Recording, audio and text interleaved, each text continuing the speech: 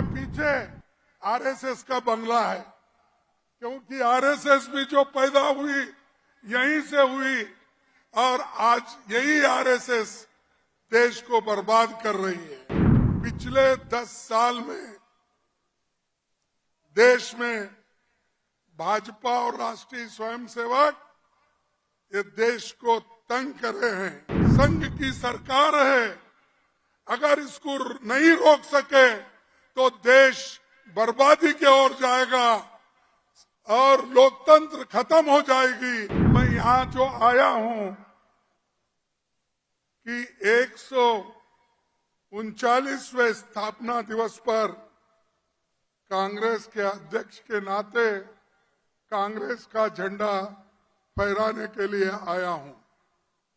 ये नागपुर इतना पवित्र स्थल है जहाँ गांधी जी, डॉक्टर बाबा साहेब अम्बेडकर, ये सभी लोग यहाँ पर देश के लिए काम किए, समाज के लिए काम किए और सामाजिक न्याय के लिए वो लड़े हैं।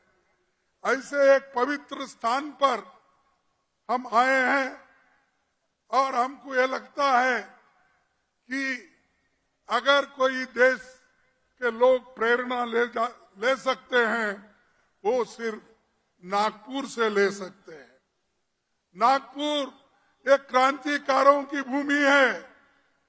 इसी भूमि पर बाबा साहब अम्बेडकर ने लाखों लोगों को अपने विचारधारा में लाया और उनको सभी को एक सामाजिक न्याय दिलाया। महात्मा गांधी जी भी वर्धा और यहाँ पर कम से कम 2600 दिन यहाँ पर उन्होंने गुजारा है। करीब 7 साल उन्होंने मेहनत की। देश को आजादी दिलाने के लिए उनका काम यहाँ बहुत बड़ा है। देश के कोने कोने से लोग यहाँ आकर उनका सलाह लेते थे और देश को आजादी दिलाने के लिए क्या करना, इस विचारधारा का यहाँ पर बात होती थी। लेकिन भाइयों, यहाँ दो है, एक प्रोग्रेसिव यानी प्रगति पर विचारधारा डॉक्टर अंबेडकर की है और दूसरे तरफ हमारे पीछे आरएसएस का बंगला है, क्योंकि आरएसएस भी जो पैदा हुई यहीं से हुई और आज यही आरएसएस देश को बर्बाद कर रही है। मोदी आरएसएस का झंडा लेके आगे जा रहे हैं और उसके पीछे आरएसएस है। इसीलिए आप सोचना चाहिए, आपकी बड़ी जवाबदारी है। जब तक आप नहीं उठेंगे तब तक ये जो समानता का एक झंडा है ये आप नहीं फहरा सकते। तो भाइयों, मैं यहाँ से इतना सबको विनती करूंगा कि पिछले 10 साल में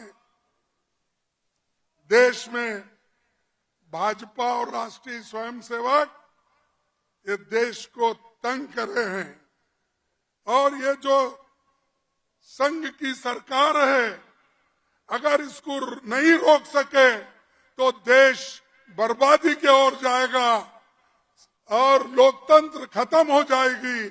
देश का संविधान जो बाबा साहब अम्बेडकर और पंडित जवाहरलाल नेहरू जी ने मिलकर बनाया वो भी खत्म हो जाएगा। जिस देश में वोटिंग का अधिकार नहीं था, वो वोटिंग का अधिकार संविधान आने के बाद ही हुआ। महिलाओं को, पुरुषों को, युवाओं को और आज जो 18 साल के युवा भी जो वोटिंग कर रहे हैं वो राजीव गांधी की देन है।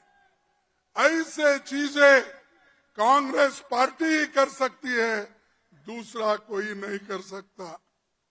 बाकी के लोग सिर्फ अपना संपत्ति कैसा बढ़ा लेना, संपत्ति को कैसा बचाना और संपत्ति को और 10 गुना करना, ये उनका काम है।